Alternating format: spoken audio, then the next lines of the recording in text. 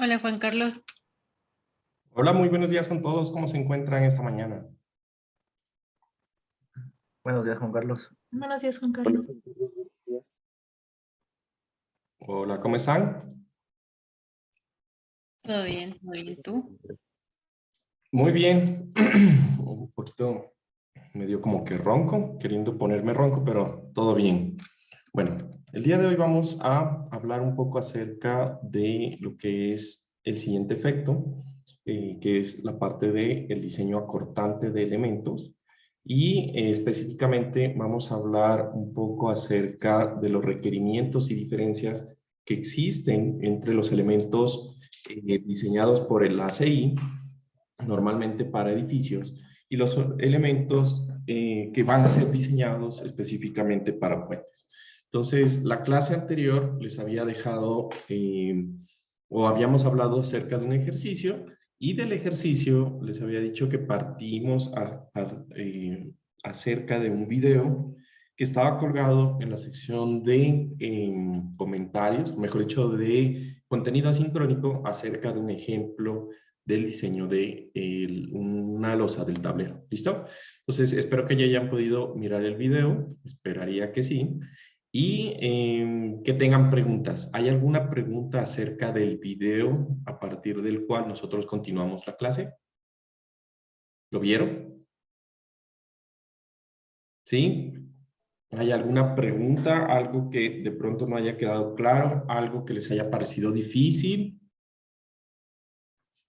¿O todo correcto, todo bien? Ok. Juan Carlos, yo le tengo una pregunta sobre, o sea, el tiempo, porque veo que son ejercicios súper largos. ¿Y cuánto se demoraría más o menos en resolver todo un ejercicio? Tranquilamente cuando lo hacía me demoraba todo el semestre explicando cómo se hace, ¿no? Ah, ya. Sí, porque, o sea, es bastante completo, es bastante largo. Sí, sí, ajá, es bastante. Ok, esa era la pregunta. Bueno, Porque sí estaba claro, la verdad. sí, es bastante largo. O sea, explicando yo me demoro full, pero pues ya cuando lo hacen, pues realmente no es tan largo. O sea, se han dado cuenta que el modelito de hacer la viga, pues la losa es un elemento de una viga en SAP que no tiene ningún misterio. El predimensionamiento tranquilamente se lo hace en unos 10 minutos, 15, lo que hicimos, ¿no? De la parte, o lo que vieron en la parte del predimensionamiento. Y de ahí ya es sacar las fuerzas. Y bueno, realmente no, el ejemplo, pues cuando tú lo haces, claro que es bastante más corto, ¿no?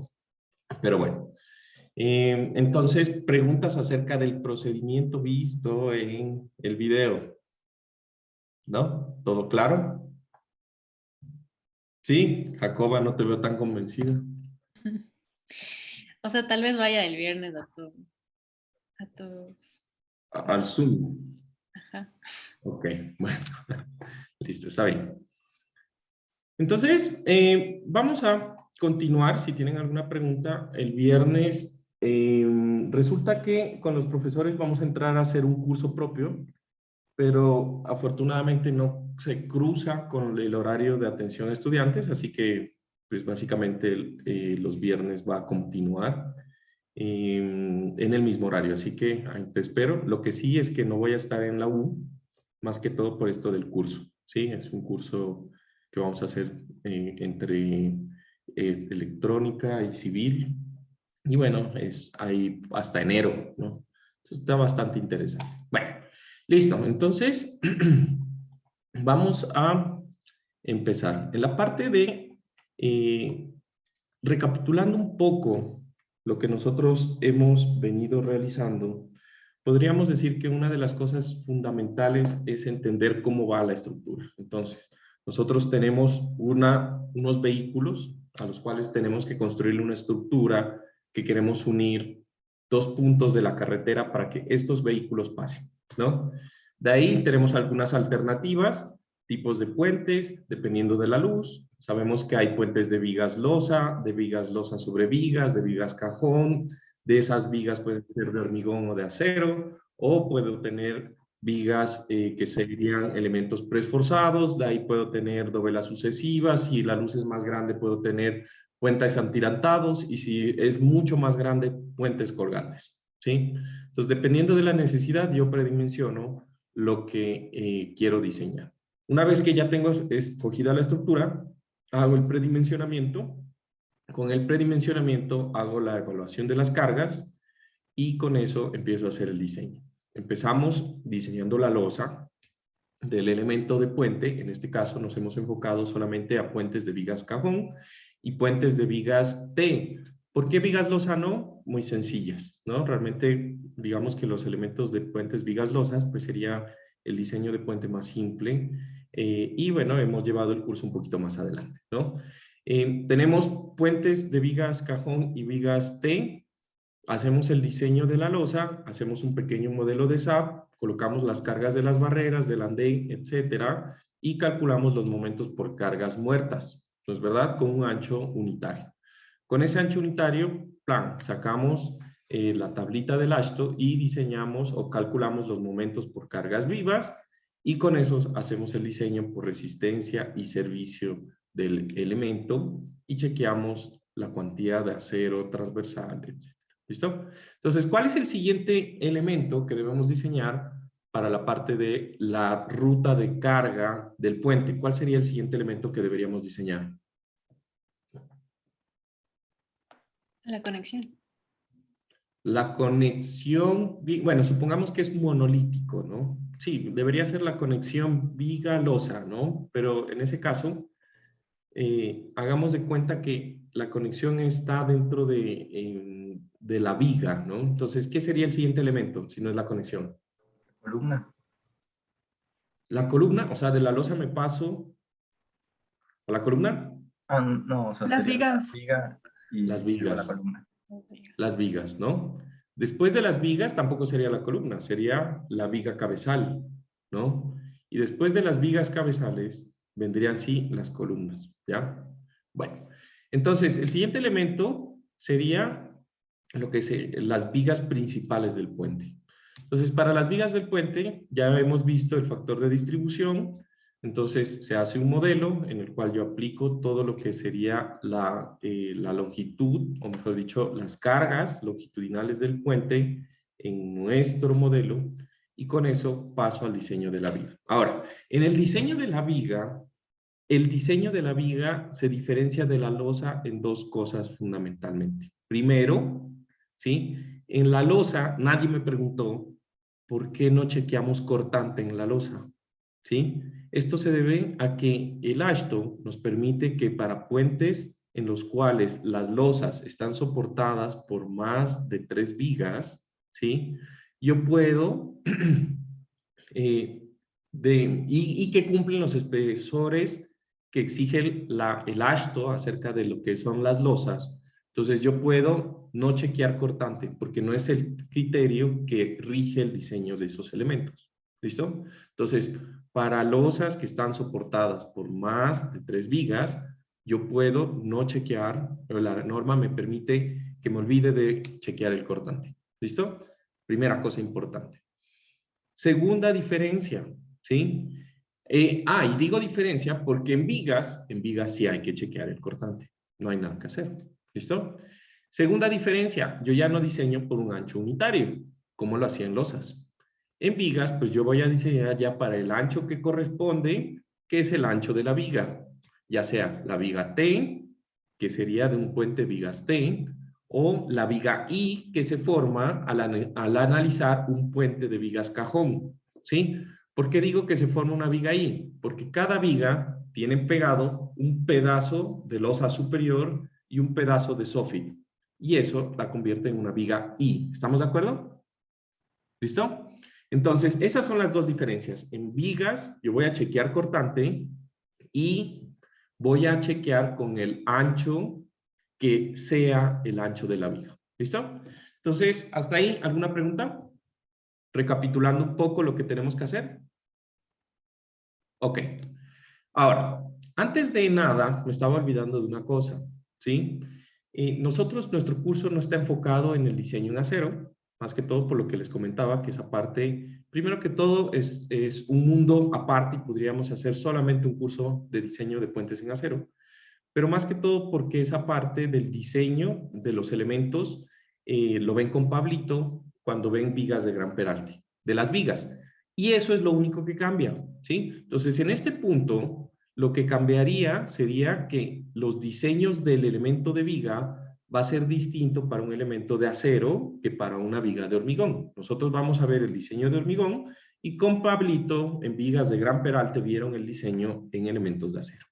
¿Listo? Pero una cosa que sí cambia en los elementos de puentes de acero es que el acero sí tiene problemas de fatiga, ¿sí? Entonces, ustedes han de haber visto en su curso de D2L que ayer les mandé un mensajito que decía que para mañana hay una clase, ¿sí? Entonces, revisen lo de la clase, ¿listo? Entonces, esa clase la va a dar un muy buen amigo mío que trabaja en Bogotá y que se dedica específicamente a la parte de puentes. ¿Listo? Entonces, él nos va a explicar cómo se hace o qué es el análisis de fatiga y cómo se aplica eso para el diseño de vigas de puentes. ¿Sí? Es un punto súper específico en el cual él nos va a hablar. Yo entiendo que de pronto algunos de ustedes tengan laboratorio, alguna cosa así, entonces, él no puede entre semana por su trabajo, ¿sí? Y me regaló un espacio a las 2 de la tarde. Entonces, no hay nada que hacer, no depende de mí, es el tiempo que la persona pues nos está regalando ad honorem, ¿listo? Entonces, espero que puedan asistir. Si no pueden asistir, igual la clase yo la voy a subir como una clase adicional, ¿sí? Para que la revisen, porque ese tema hace parte de lo que va a entrar para el próximo examen, no para este, ¿sí? Para el próximo examen, parte fundamental. Y van a haber 2 que 3 preguntas sencillas que pues van a poder responder si ven la lectura. ¿Listo? Entonces, haciendo esa pequeña propaganda a Johan, ¿no? Continuamos. Listo.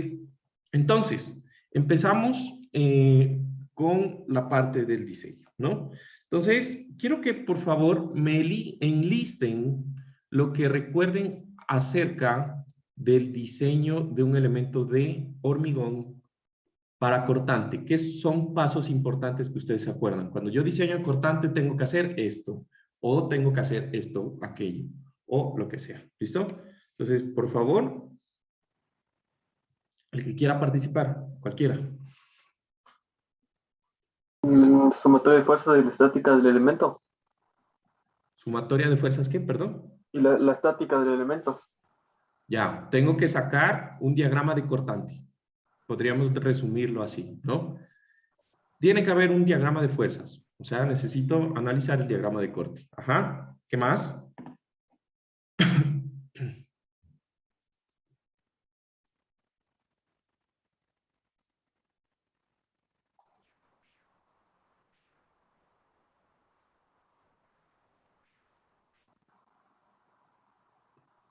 Ajá. ¿Qué más? Tengo que revisar el aporte de la resistencia del acero y el hormigón, pero no me acuerdo de las formulitas que hay que usar. Ya, no importa. Sí, tengo que revisar que la resistencia cortante de un elemento es que es la suma entre. Entre la resistencia que da el hormigón y el acero. Ya, ¿qué más hay que chequear? ¿En dónde se calcula el cortante para hacer el diseño? En el cortante máximo. En el cortante máximo, o sea, el cortante máximo está en el apoyo, en el eje. En el apoyo, sí, en una viga apoyada, sí está en el apoyo. Creo que está Bueno, como a una distancia de algo así. perfecto, Jacoba, ¿no? Nunca, o sea, no lo tomamos en el apoyo porque es súper grande y el código nos permite diseñar el cortante a una distancia de la cara del apoyo, ¿no? ¿Listo? ¿Qué más? ¿Qué más recuerdan? Esa distancia en vigas no era más o menos un tercio desde el apoyo, un tercio de la longitud. Un tercio de la longitud del apoyo. No, es una distancia o sea, la distancia del peralte efectivo medido desde la cara del apoyo. ¿Listo? ¿Qué más? Algo acerca de la separación. Sí, que en la Recuerden. zona confinada, o sea, la separación es menor que, digamos, en la parte media de la viga. O Ajá, de la en la mitad de una zona. columna también es lo mismo, que en zonas confinadas el espaciamiento es menor. Ajá, en zonas confinadas, que generalmente las zonas confinadas están ubicadas, ¿dónde? En los extremos. En los extremos de las vigas o en los extremos de las columnas, que es donde ocurre el máximo momento y donde ocurre también, pues, máximos cortantes. ¿No es verdad? Listo. Entonces, todo eso, por favor, revisen la parte de cortante. Nuevamente, diseño de puentes es hormigón aplicado a puentes con algunos cambios. Nada más, la misma vaina. ¿Listo? Entonces, vamos a hablar un poco acerca de los diferentes elementos que son similares, pero también de los diferentes elementos que son diferentes respecto al diseño de estas estructuras. ¿Listo? Entonces, me avisan cuando puedan ver, por favor, el iPad. En teoría ya deberían estarlo viendo, pero creo que no. Ya. Listo. Entonces vamos rápidamente a comenzar. ¿Ahí están viendo el iPad? ¿Todo bien? ¿Sí? Sí, sí, Sí, ¿Confirman sí, para sí, confirmar? todo se ve. confirmado, confirmado. Listo. Bueno, entonces, vamos a empezar poniéndole por aquí un título. A ver, déjenme muevo aquí este cablecito que está como fastidiando y listo. Entonces, 3.16, ¿sí? Consideraciones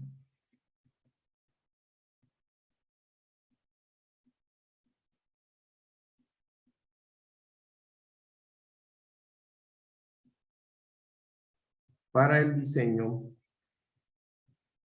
acortante. ¿Listo? Entonces, primero que todo, vamos a arrancar con algo que no me dijeron y me olvidé de preguntarles.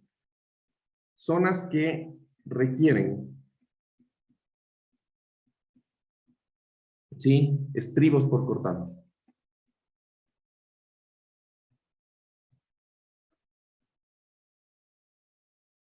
Entonces, ustedes recordarán que los elementos de estribos, según la norma, hay unas zonas en donde yo realmente no necesitaría estribos por cortante, ¿no? Entonces, aquellas zonas en donde el diagrama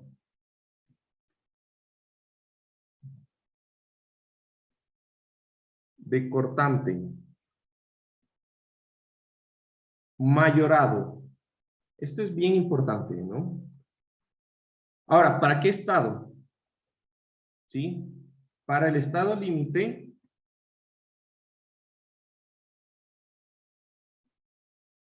de resistencia. Entonces, ¿y cuál límite de resistencia? El límite que corresponda. Recuerden que tenemos 5 o 4 límites de resistencia, 5 o 4 estados límites de resistencia, y cada uno de esos tiene una combinación de cargas, y cada uno de esos se aplica para ciertas cosas específicas. Ahí aparece, para el estado de resistencia 1 es para todos los elementos, pero el 2 es para vehículos especiales, el 3 para elementos preesforzados, el 4, así sucesivamente. ¿Listo? Entonces, este cortante, que yo voy a llamar BU mayúscula, cuando en el diagrama de cortante, el cortante supera los siguientes límites.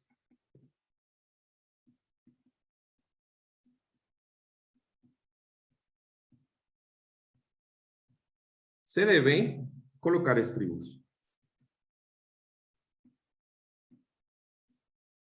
¿Listo? Entonces yo voy a tener dos límites. El primer límite va a ser cuando el cortante último, obtenido para resistencia,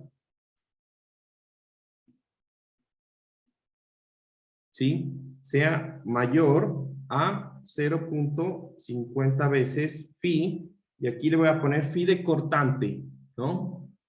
Por la capacidad de cortante del hormigón B sub C, eso es lo que decía Jacob, más la resistencia al cortante del preesfuerzo.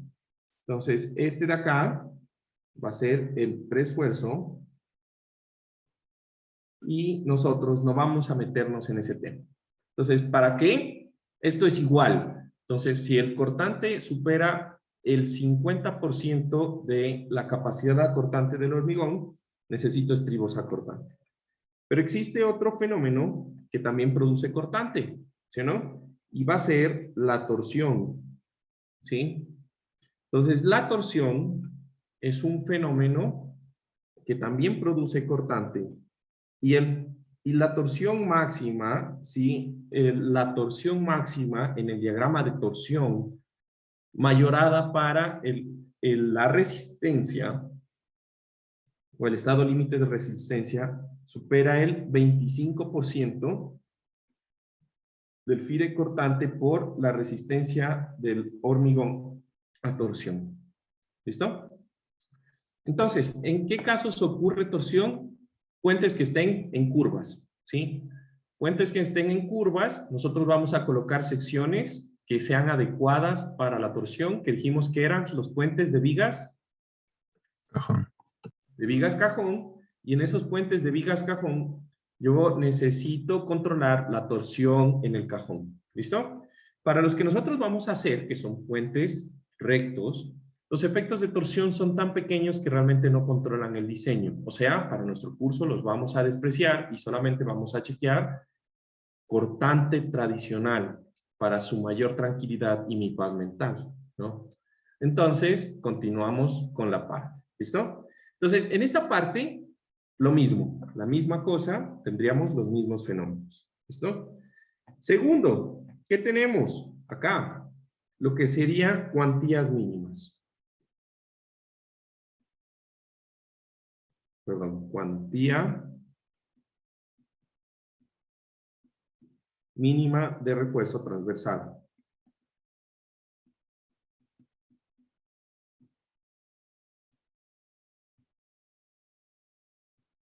Listo. Entonces, siempre tenemos cuantías mínimas. La cuantía mínima, ustedes lo van a encontrar en el artículo del ASHTO 5825, ¿sí?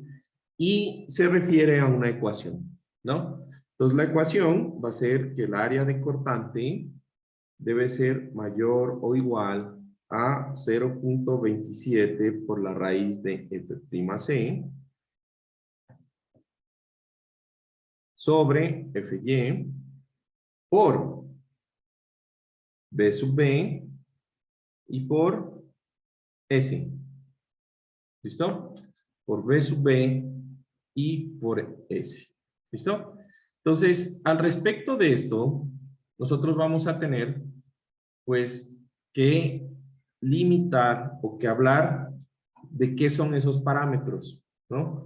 Entonces, los parámetros que nosotros vemos ahí, pues va a ser Fy, pues que es el esfuerzo de fluencia del estribo, ¿sí o no? Y en esta ecuación se va a colocar en kilogramos sobre centímetros cuadrados. Hay otra ecuación que expresa lo mismo, pues en otras unidades, pero recuerden, no importa el sistema de unidades, ¿sí? La cantidad de acero que nos da la ecuación va a ser exactamente la misma. ¿A qué me refiero? Si en una ecuación el número me da 3 centímetros cuadrados, entonces en la otra ecuación me va a dar un número en pulgadas cuadradas, pero va a ser equivalente a 3 centímetros cuadrados de área. ¿Se entiende eso, no? ¿Sí? Estoy hablando de que entre unidades, 3 centímetros cuadrados de área en pulgadas tienen otro número, pues, ¿sí o no? Pero estoy hablando de lo mismo. ¿Listo? F'C, pues ya sabemos, es el esfuerzo a compresión máximo de concreto, también en las mismas unidades. B sub B es el ancho de cortante de la sección. S es la separación entre ejes de estribos y A sub B es el área de los estribos. ¿Listo? Entonces, aquí una cosa importante que cabe, digamos, un poco recalcar es lo siguiente. Resulta que cuando nosotros hablamos de el área de los estribos, hay algo que yo he notado que a veces se les olvida, porque ustedes ya saben, eso les enseñó su profesor de, digamos, ¿qué sería? Su profesor de concreto, pero concreto 1, hormigón 1. ¿Listo? Entonces, supónganse que tengo yo esta sección que claramente se ve que tiene un estribo cerrado y que tiene un gancho sísmico. ¿Estamos de acuerdo? ¿Se lo ve? Listo. Ojo, esto es porque siempre cometen este error en los exámenes y no quiero que cometan ese error y les vaya bien en el examen y pasen todos esta materia. ¿Listo? Entonces, el área cortante se define en función de cómo está el cortante. Entonces, yo voy a aplicar un cortante que está así. ¿Listo? Y este es mi cortante B sub U. Supónganse. Entonces, esto es lo mismo para viga o para columna. ¿Estamos de acuerdo? Es la misma vaina. Entonces, lo único que yo debo mirar es lo siguiente. Si el cortante está así, yo voy a armar un plano perpendicular al cortante aplicado sobre mi sección. ¿En dónde? En donde ustedes quieran. Da lo mismo. ¿Listo? Y en ese plano aplicado, yo voy a identificar los puntos en los cuales los estribos se cortan. Pues yo voy a tener aquí este punto y este punto. ¿Estamos de acuerdo que hay dos puntos? ¿Sí o no? Entonces, si este estribo tiene un área o este corte, en ese corte hay un área A sub 1 y en este corte hay un área A sub 2, ¿sí? El área cortante va a ser igual a sub 1 más A sub 2. ¿Estamos de acuerdo? ¿Listo? Y punto. Esa parte es súper importante porque fíjense que si el cortante, en cambio, es en la otra dirección, hago lo mismo. Hago un corte. Fíjense que es la misma sección. ¿Estamos? Es la misma sección. ¿Listo? Entonces, yo tengo aquí que en mi otra sección hago un plano, nuevamente, creo que lo puse amarillo, y identifico los cortes. Entonces, aquí, el área acortante, aunque es la misma sección, es igual a el área sub 1 más el área sub 3 más el área sub 2. ¿Se entiende qué es el área cortante? Listo. Bueno, no quiero después tener que repetir o problemas en el examen. Si ya tienen ese problema en el examen, les rajo, ¿no? Sin odio y no es nada personal. ¿Listo? Ahora, seguimos. Una vez que entiendo qué es el área cortante, entonces aquí yo ya sé cuánto es lo mínimo que yo debo colocar y esto va en toda sección. Aquí podríamos decir es en toda sección de hormigón, en toda la sección, la longitud del elemento. Aplica esta ecuación. Entonces, ¿qué quiere decir esto? Básicamente, la norma se está contradiciendo. Porque me dice que si el cortante es menor a este valor, yo no necesito estribos. ¿Estamos de acuerdo? Pero entonces aquí me dice que en toda la longitud del elemento yo debo tener al menos esto. ¿Listo? Entonces, ¿qué van a hacer ustedes? Van a armar con el mínimo y van a verificar si con esa área de estribos, pues la sección cumple. ¿Estamos de acuerdo? Y punto. Y donde no cumpla, pues ponen estribos más pequeños hasta que cumpla. O sea, más pegaditos hasta que cumpla. No es nada más el asunto. ¿Listo? Entonces ponen todas las vigas con el refuerzo mínimo y chequean dónde tienen que poner menos el espaciamiento para que les cumpla. Y listo. Eso es todo el asunto. ¿Listo? Entonces de aquí vamos a la separación máxima. Entonces, la cuantía mínima resulta que me produce también unas áreas que yo puedo poner un estribo cada media hora o puedo poner un estribo y un gancho sísmico cada 15 minutos. No, mentira, estoy exagerando. O sea, un estribo cada cierta distancia. Entre más área de estribos, yo voy a poder o necesito distancia más grande entre uno y otro. Si pongo menos, pues voy a necesitar más pequeña la distancia. Eso sí se entiende, ¿es verdad? Entonces, la separación máxima a la cual yo voy a colocar mis estribos va a depender del esfuerzo cortante máximo. O mejor dicho, del esfuerzo, ni siquiera el máximo. Va a depender del esfuerzo cortante de demanda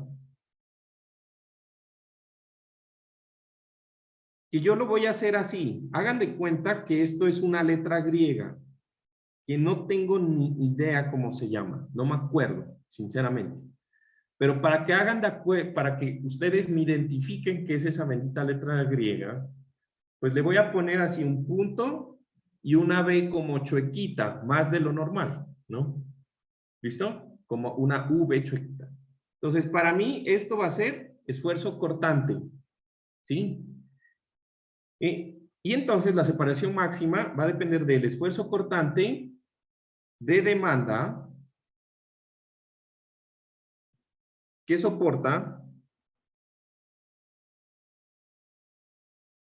cada sección transversal.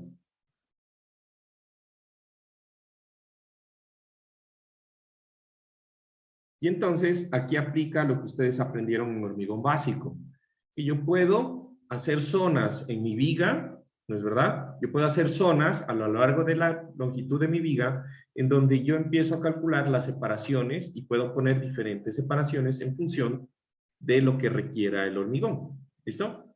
Entonces, vamos a hacer lo siguiente, ¿sí?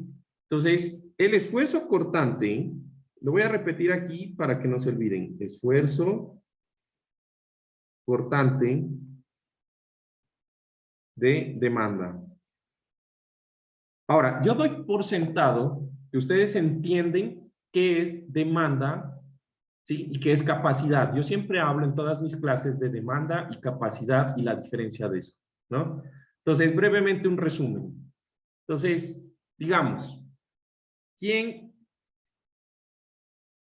supongamos, ahorita lo estoy viendo a David, ¿no? Supongamos que va David y va al gimnasio, ¿no?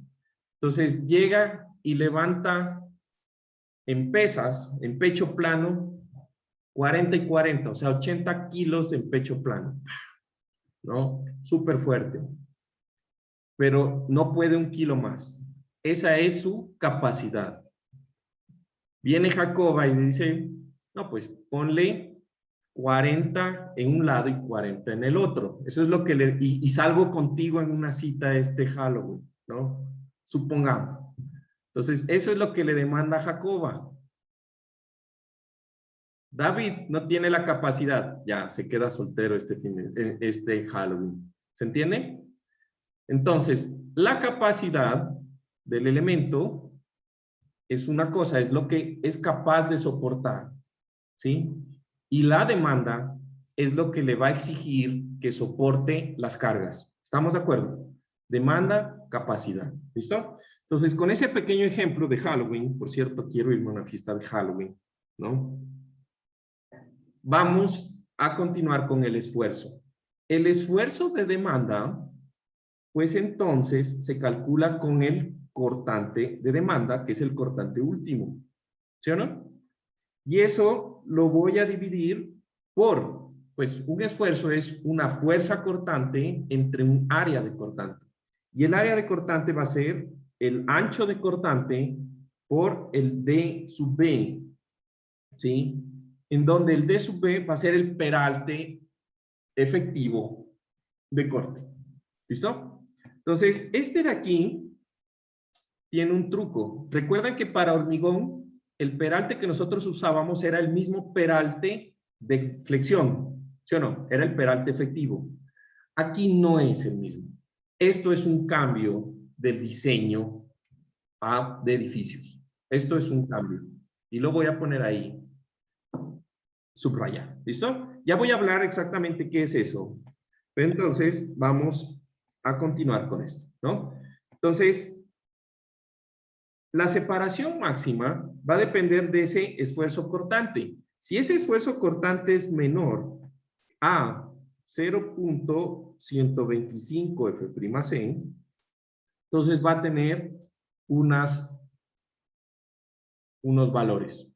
Pero antes de entrar al 125 F'C, quiero hacerles notar lo siguiente. Esta inecuación de diseño es lo mismo, por cierto, este es mi esfuerzo cortante, que yo haga esto. ¿Estamos de acuerdo? Estas dos expresiones son lo mismo, ¿sí o no? Esas dos expresiones son lo mismo. ¿Listo? Entonces, recuerden esto, porque esto se va a utilizar después en una tablita. ¿Sí? Tengan en cuenta esa parte ahí. Ahora, si el esfuerzo cumple esa relación, pues yo tengo estas dos condiciones. Que el esfuerzo máximo, perdón, la separación máxima va a ser entonces igual al mínimo entre dos condiciones. 0,80 o el 80% del peralte efectivo acortante de sub B, ese que les dije que ya lo vamos a ver, o el 60 centímetros. Pero entonces analicemos un poco esto. ¿Qué me está diciendo realmente la norma? La norma me está especificando que si el esfuerzo cortante que está soportando la sección que yo estoy analizando es menor al 12.5% de la capacidad a compresión del hormigón. Eso es lo que me está diciendo. Entonces, es bajito, ¿sí o no? El hormigón realmente no aguanta mucho a compresión. ¿Estamos de acuerdo? ¿No? Y aparte de eso, el 12%. Entonces, hagan de cuenta que el hormigón más fuerte que hemos construido aquí en Ecuador, creo que está con la marca Yepes, Fabricio Yepes y su combo, ¿no? Creo que tienen el récord aquí, creo, si es que alguien no les ha batido, de hormigón de alta resistencia. Y eso es 135 megapascales, me parece. ¿Ya? Yo no estaba aquí, es lo que yo he escuchado. Ahora, 135 megapascales, el 12.5% es como, ¿qué será? 15 megapascales, una cosa así. ¿Ya? Entonces, 15 megapascales es un esfuerzo bajo. ¿Estamos? Entonces, me permite tomar valores largos entre estribo y estribos, ¿no? Pero ahora, si el esfuerzo es mayor, el esfuerzo cortante es mayor a ese porcentaje, entonces yo tengo otra inecuación. Entonces, si es mayor o igual, entonces los anteriores se reducen a la mitad. ¿Se dan cuenta? Entonces ya no es el 80% de D sub B, sino que es 40%. Ya no es 60 centímetros, es 30 centímetros. Y punto. ¿Listo? Entonces, esa parte es lo único que necesitamos en eso. ¿Se entendió? ¿Todo claro? ¿Perfecto? ¿Listo? Entonces, en esto, lo que nosotros necesitamos realmente es identificar qué es D sub B y B sub B. ¿Listo? Entonces, en la parte de D sub B, vamos a mirar qué son los parámetros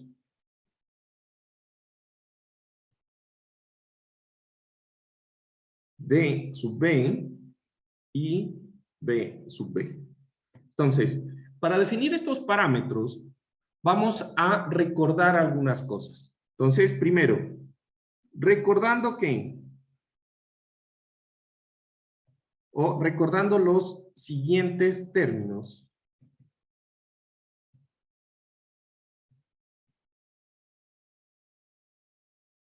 del diseño de hormigón básico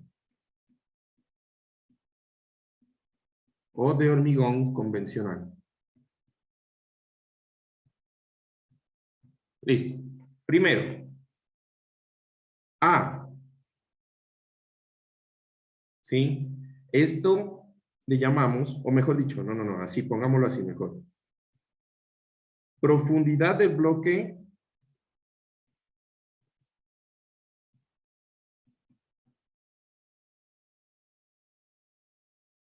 de compresiones de Whitney. Y hagan de cuenta que esto es una W mayúscula porque es un nombre, pues, ¿no? ¿Cómo le llamamos a la profundidad del bloque de compresiones de Whitney? A. ¿No es verdad? Entonces, si ustedes definen el bloque de compresiones de Whitney, ¿sí? Es la profundidad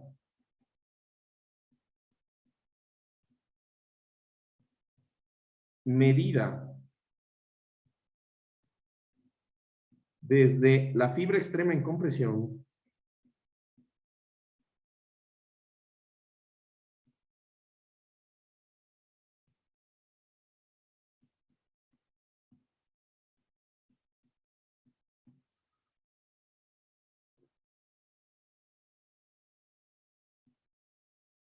de un elemento de hormigón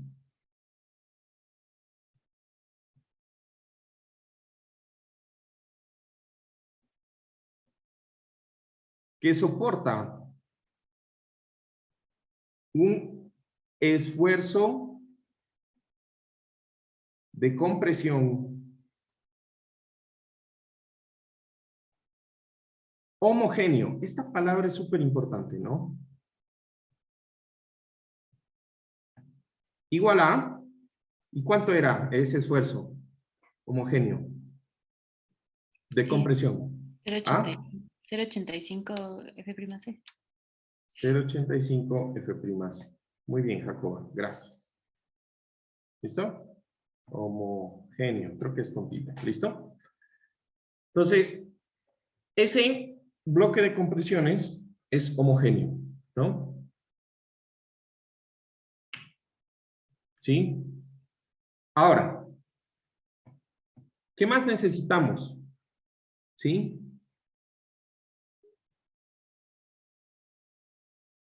El centroide del acero en tensión.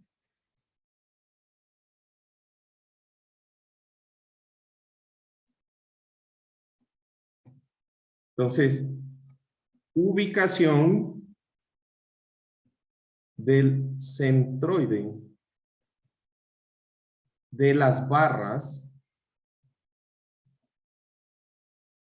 ¿sí? De acero longitudinal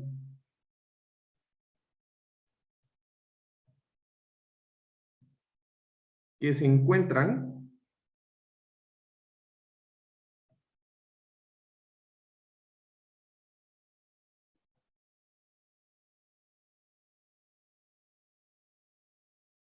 por el lado a tensión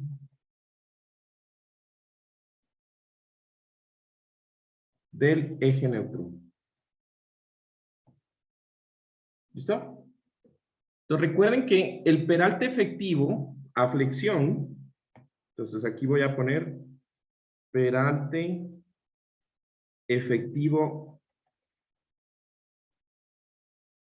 para flexión. Y le voy a llamar D sub E. ¿Sí?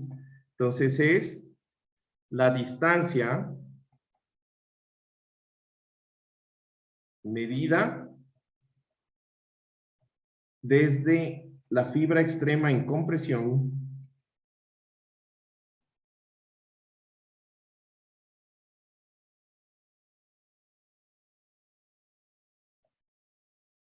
al centroide del acero en tensión.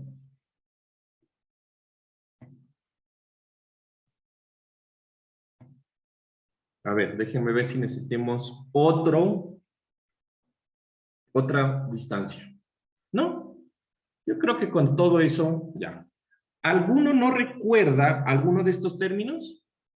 La profundidad del bloque de compresiones de Whitney. Creo que lo único que faltaría, bueno, no lo voy a poner ahí, lo voy a poner mejor en el esquema. ¿Listo? Entonces, resulta que nuestra sección va a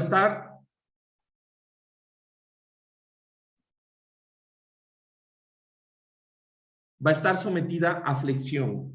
Y debido a que está sometida a flexión, pues yo voy a tener un bloque de compresiones azul. ¿Estamos de acuerdo? Ese bloque de compresiones azul tiene una profundidad A. Antes de que hagan esto, antes de que hagan el dibujo, no hagan el dibujo. ¿Saben qué? Me faltan dos términos aquí. ¿Sí? Resultante de compresión. Entonces, la resultante de compresión se calcula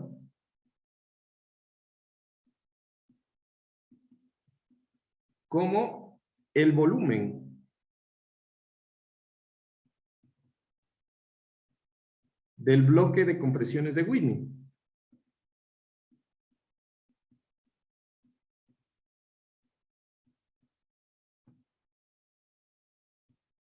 Nuevamente esa W es mayúscula, ¿no? Y se ubica en la mitad de su profundidad.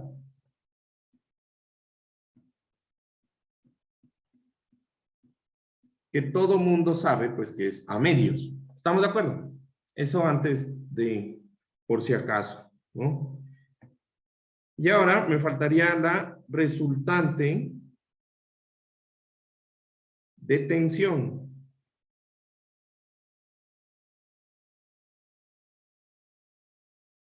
¿Sí? Entonces, la resultante de tensión, en cambio, se calcula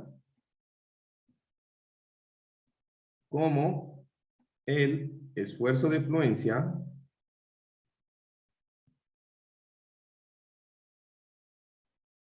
Fy por el área de acero a tensión,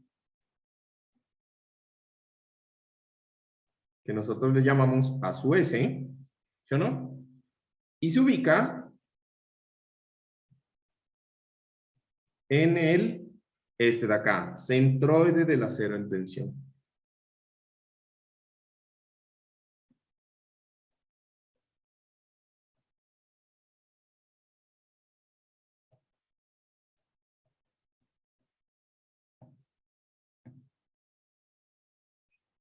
Listo. Ahora sí tenemos todos los términos. Ahí para que terminen de ver. ¿Listo? Entonces, si yo tengo mi sección, tengo mi profundidad de bloque de compresiones. Entonces, yo voy a tener en ese asterisco mi resultante de compresión C en el lado de la compresión, ¿sí o no? Y si yo tengo abajo mis barras de acero, A sub S, el centroide de esas barras de acero va a estar en algún punto y por lo tanto ahí va a estar mi resultante de tensión T. ¿Listo? Entonces, la distancia entre la resultante de tensión T y la resultante de compresión C es el peralte efectivo A cortante. ¿Listo? No es nada más de eso. ¿Se entiende? Listo. Ahora, vamos a definir eso, ¿sí o no? Entonces, D sub B, por cierto, déjenme ver, eso así. D sub B es el peralte efectivo acortante. Punto, ¿no? También es la distancia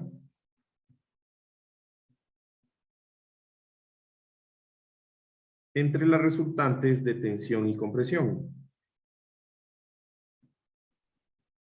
El dB entonces sería lo mismo que el JD. ¿O no? ¿Sí? Muy bien, muy bien. Te dije, ¿cuál es el JD? Yo decía Juan Daniel. Como a todos nos ponen así, ¿no? JC, JP, GT, GB. ¿En qué ha quedado el nombre que nuestros papás piensan para mí? ¿No? Pero bueno, listo. Entonces, ¿qué? El peracle efectivo. Sí, es el JD, perfecto, es la misma vaina. El JD. Entonces, el peralte efectivo cortante es la distancia entre las resultantes de tensión y compresión. ¿Sí? Ahora, esta parte es súper importante. ¿Sí? Del elemento. Ahora, medida, o sea, esa distancia es medida cuando están actuando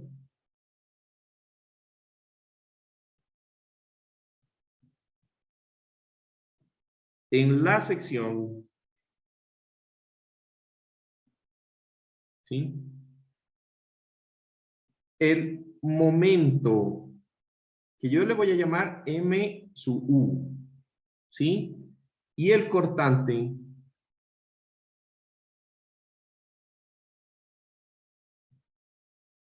que le voy a llamar B sub U, de demanda.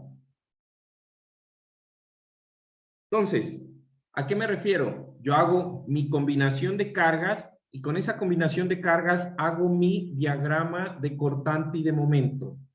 Y en esos diagramas estoy analizando un punto. Ese punto va a tener un diagrama de cortante y un cortante asociado a ese punto. Y en ese mismo punto va a haber un momento. Un momento exactamente en ese punto.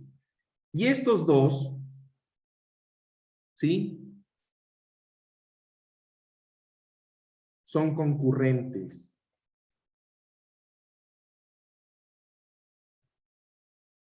Ojo. Y esto es algo importante porque estoy diciendo, ¿sí? Estoy diciendo que yo no voy a diseñar en cortante para el momento máximo. ¿Por qué? Porque el cortante máximo, ¿sí? Se da o lo vamos a chequear a una distancia D sub B de la cara del apoyo. Y esa distancia D sub B no coincide con el momento negativo máximo, que está justo en la cara. ¿Se entiende? Entonces, no son los mismos momentos que yo utilizo para flexión. ¿Estamos de acuerdo? No son los mismos. Ojo, lo repito varias veces. ¿Listo? Entonces, en este caso, ese es el cortante. Ahora, el cortante,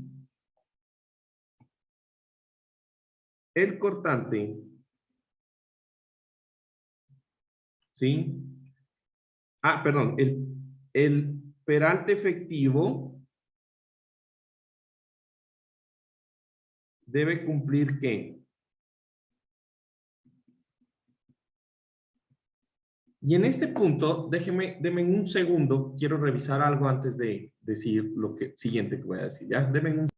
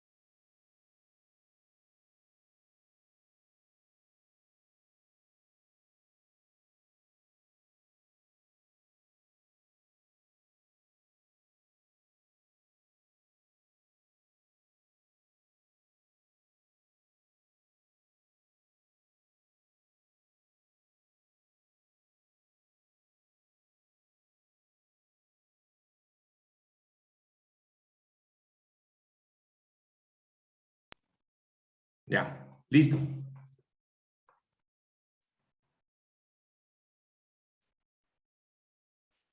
Solo estaba verificando algo que ayer se me quedó de duda, porque creo que es más fácil explicarlo así, ¿sí? Entonces, el D sub B debe cumplir ¿qué? Entonces, ustedes van a tomar el D sub B igual al mayor entre tres condiciones. Creo que es más fácil entenderlo así. El D sub B calculado. ¿A qué me refiero del D sub B calculado? O sea, la distancia entre, sí, el peralte, entre las dos resultantes, la de compresión y tensión. ¿Listo? La segunda condición va a ser el 0.90 del peralte efectivo a flexión. Ya sabemos, lo definí arriba, ¿no? Que es la distancia desde la fibra extrema a compresión hasta el centroide del acero en tensión. ¿Estamos? ¿Sí? O 0.72 veces H. ¿En dónde el H? Pues creo que me olvidé mencionarlo. Pero pues el H es la distancia. ¿Dónde está? El H es la altura del elemento, ¿sí o no? Como siempre. Que es medida perpendicular al eje de flexión. ¿Estamos de acuerdo? ¿Sí o no? Y listo. Entonces, creo que así es más fácil entender, porque ayer tuvimos una pequeña discusión acerca de eso, ¿no? Entonces, ustedes van a decir, bueno, pero Juan, ¿en qué se diferencia el B sub B? Tú dijiste que el B sub B, pues es diferente, ¿ya? Entonces, resulta que hay dos condiciones. Digamos que yo voy a tener mi elemento en donde en una sección rectangular, pues el B sub B como esta, el B sub B es el ancho de la viga, pues no tiene nada de especial, ¿no?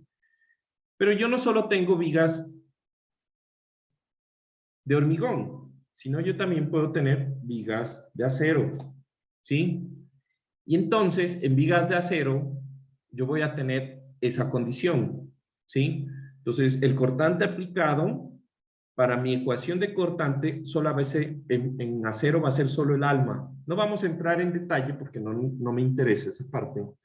Pero para vigas de acero, solamente va a ser eso que sería la parte del alma de la viga de acero. ¿Listo? Pero también tenemos otros elementos. ¿Qué otros elementos tengo? Por ejemplo, yo voy a tener mis elementos de preesforzado. ¿Estamos? De hormigón prefabricado, perdón, prefabricado. Entonces, me voy a construir aquí un elemento de hormigón prefabricado. Tal que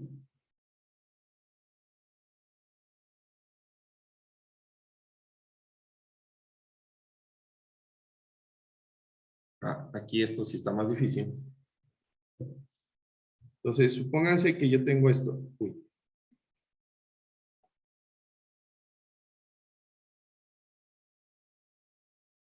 Espero que al finalizar el esquema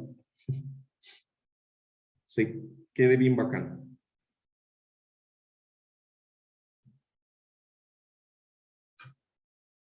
Listo. Internamente esto es así.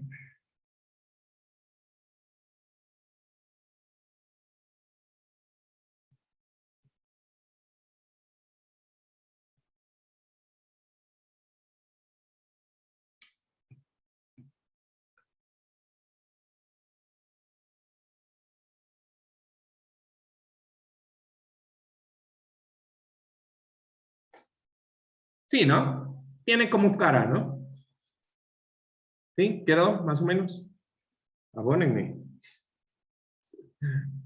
A ver, dejen ver si lo hago más chiquito. ¿Tiene más cara? Creo que así tiene más cara. Sí, queda más. En estos, la misma cosa. Tengo aquí B sub B y pues tengo aquí H. Bien, una mejora al curso.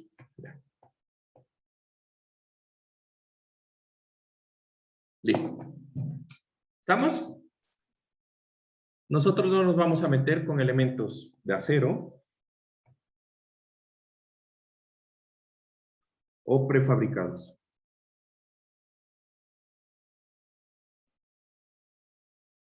Miércoles, esta clase pasa volando. Bueno, entonces, ¿qué más? Entonces ya tenemos la separación mínima, ya tenemos el acero mínimo, ya sabemos dónde no debemos colocar, secciones de estribos, ya sabemos también cómo calcular el D sub B, el peralte efectivo. ¿Qué me falta? Pues hablar de la resistencia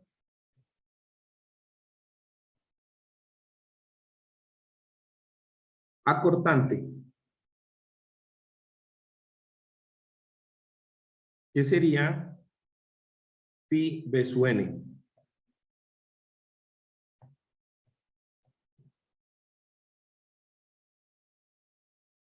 Phi B sub n, o lo que en el Ashton les encanta llamar B sub r, resistencia. ¿Listo?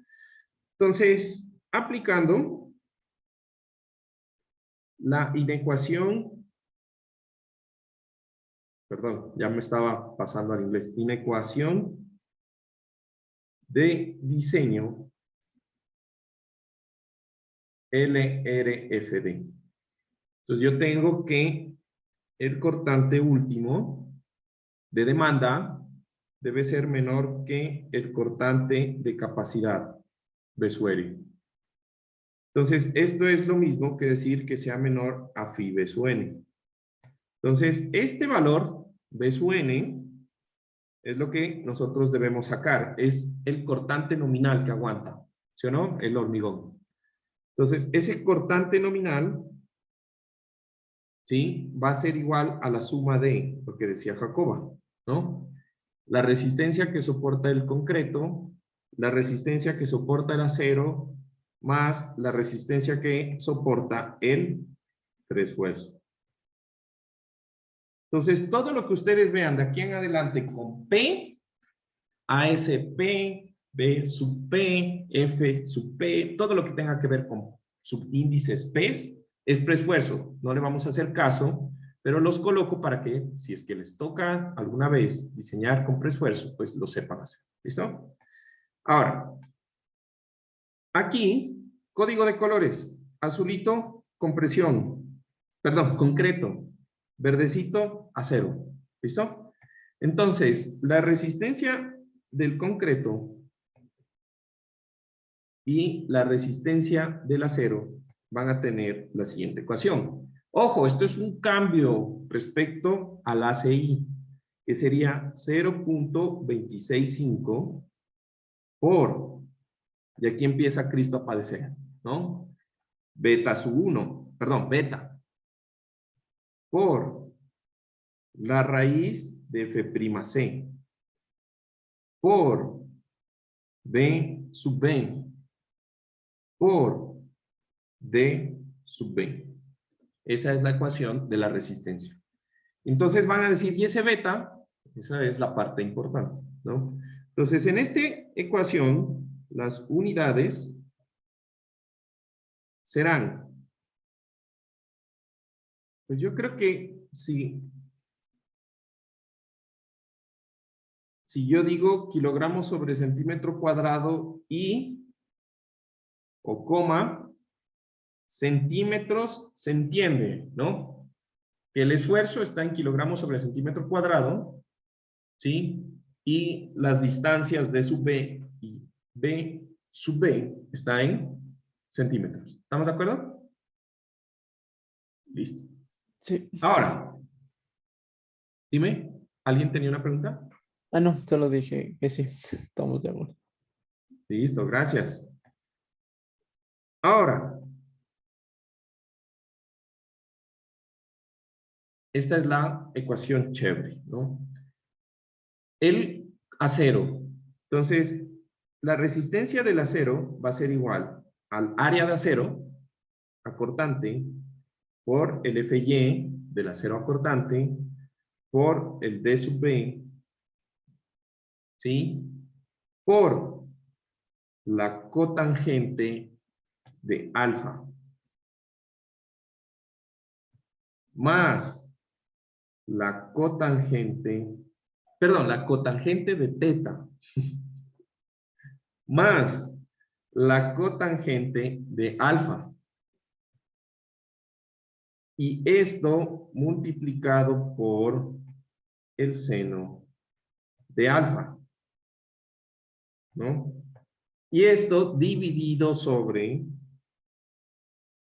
la derivada parcial de... No, mentira, eso ya es broma, ¿no? Sobre ese, ¿no? Listo. Sobre ese, que es la separación entre estribos. ¿Listo? Entonces, ahí termina el asunto.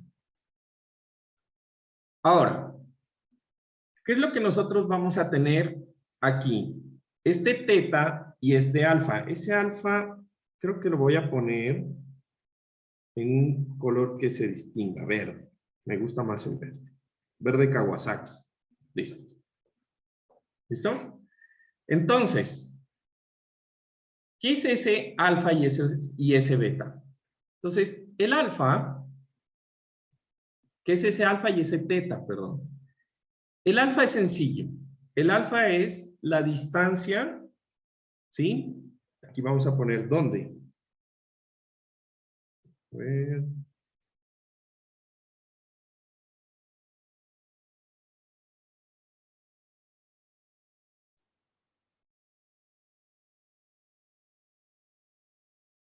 Adoro estos cuadernos. Bueno. ¿Dónde? ¿Sí?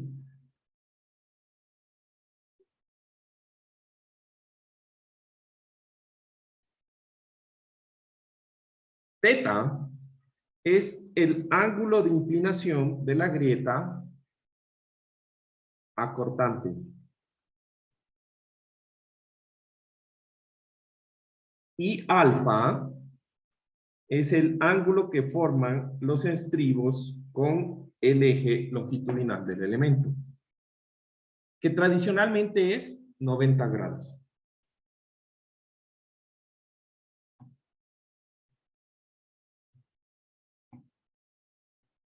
¿Listo?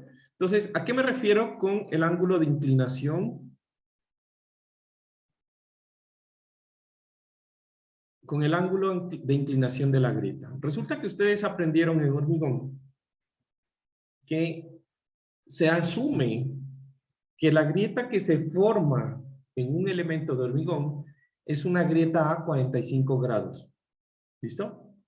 Entonces, esa grieta a 45 grados es lo que hace que el elemento, el aporte de los estribos en un elemento sea el aporte de una distancia de igual al peralte efectivo del elemento, ¿sí o no? Entonces yo tengo el peralte efectivo y esa misma distancia la mido en horizontal y los estribos que estén dentro de esa distancia son los que aportan a que la grieta no se abra. ¿Listo? Y de ahí sale toda la ecuación de hormigón que ustedes aprenden. ¿Listo? Pero resulta que esa grieta realmente no es a 45 grados, eso es paja, ¿no? Entonces resulta que la grieta va a depender del estado de esfuerzos principales que existen en la viga, específicamente en la zona del cortante, y varían en función de la profundidad. Entonces quiero que por ahí desempolven los recuerdos que tenían de mecánica de materiales, y por allá en mecánica de materiales les enseñaron algo que se llamaba el círculo de Mohr de esfuerzos, ¿sí?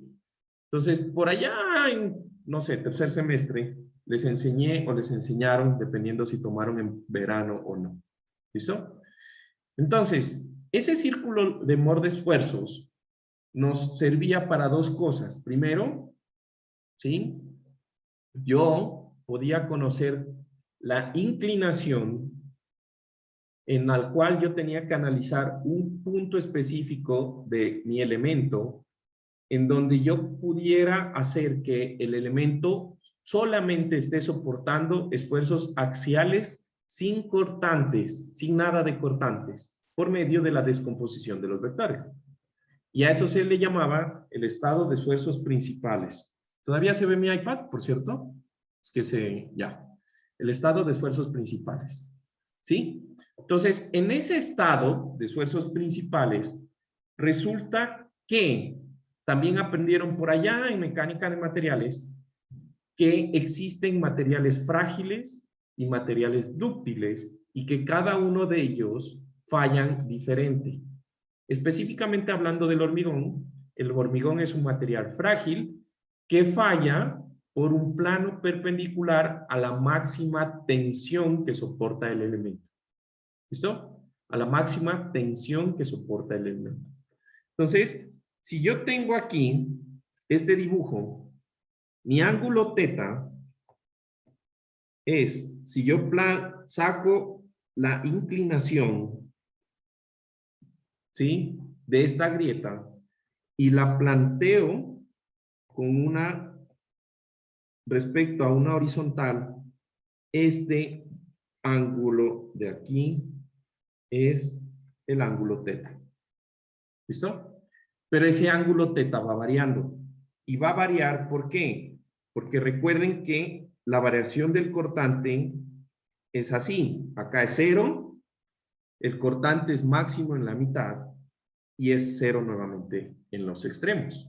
Por lo tanto, en la parte inicial no hay cortante, hay solo flexión y el cubito se abre así.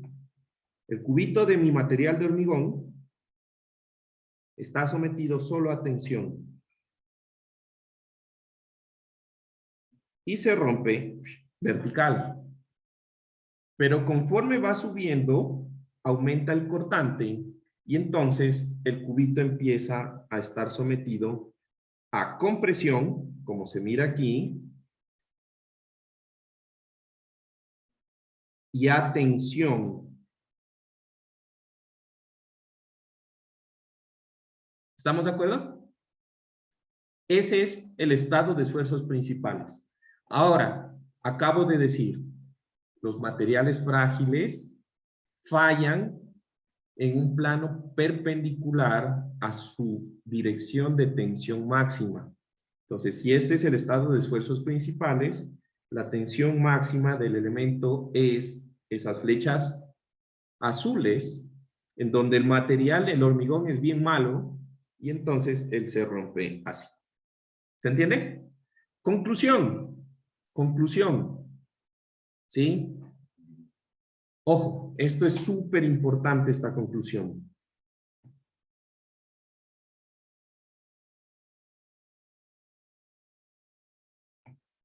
El ángulo de inclinación de la grieta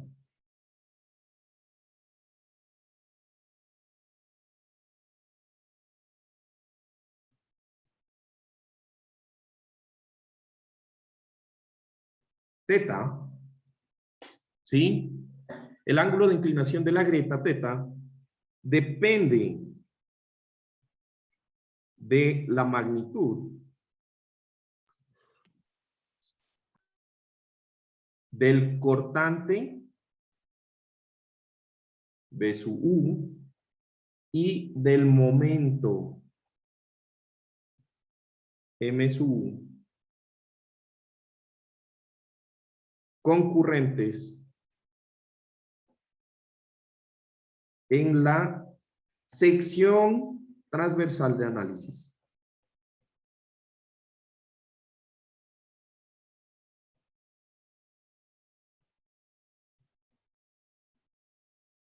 ¿Se entiende por qué?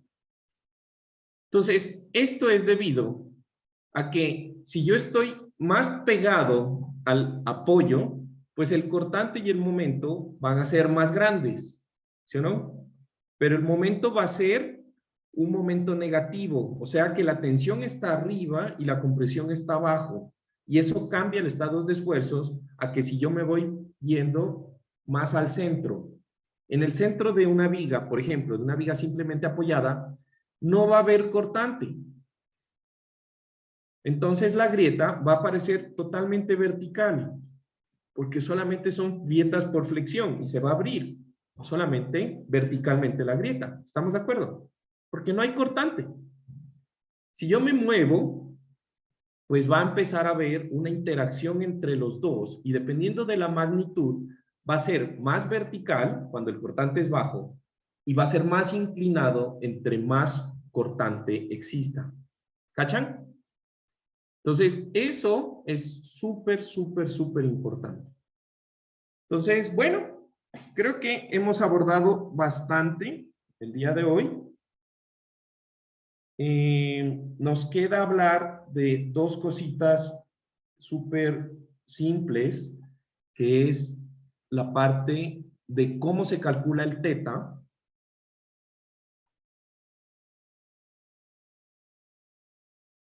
Nos queda hablar de cómo se calcula el teta y nos queda hablar de cómo vamos a hacer la parte de unos chequeos adicionales que se deben hacer, que no se hacen en hormigón normal, pero estamos listos ya para empezar a hacer el diseño de un elemento por cortar. ¿Listo? Entonces no se olviden, mañana hay la clasecita, ¿no? Por favor, no falten. Y bueno, espero que tengan un excelente fin de semana y que puedan descansar ahora sí, este fin de semana, como se debe, ¿no? Disfrácense, si pueden. Bueno, entonces me despido. Juan ¿Están Carlos, bien? una pregunta. Dime. Llegué un poco tarde, no sé si es que, o sea, lo que vimos hoy, esto entra también para el lunes. No, pero ya dijimos lo que entraba para el lunes, ¿no? Ah, ya, ok, sí, pero ya fue. Eso, no, eso fue la anterior clase, dijimos, hasta aquí entra el examen. Lo que veamos no entra, ¿no? ¿Listo? Ya, gracias. Bueno, Sí. entonces no se olviden de revisar el contenido asincrónico, ¿sí? Y voy a subir, para los que no puedan asistir a la clase de mañana, les voy a subir también el video para que lo tengan ahí en la parte de, lo voy a subir no en el contenido asincrónico, sino para que no se lo pierdan, lo voy a subir en la parte de las clases, como si fuera clase. ¿Listo? En las clases tradicionales. ¿Listo? Entonces, que estén muy bien, cuídense y nos vemos la próxima semana. Chao. Gracias, Juan Carlos. Carlos, gracias. Gracias, Juan Carlos. A ustedes.